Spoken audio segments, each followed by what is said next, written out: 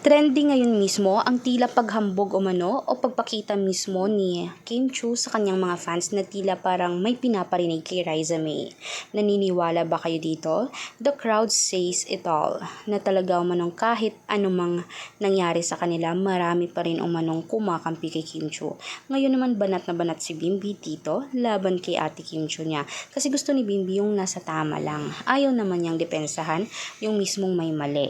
May mali naman talaga kasi si Kim Chiu, kaya nga biglang nanahimik yun sa social media kasi alam niyang siya yung may kasalanan. Sobrang sweet naman talaga ni Bimbi kay baby Riza May niya. Kaya lagi niya itong minamahal at talaga namang sinusuportahan sa lahat ng bagay. Kaya nakakatuwa talaga na may isang Bimbi Aquino na laging nakaantabay, nakasuporta, nakaalalay sa'yo.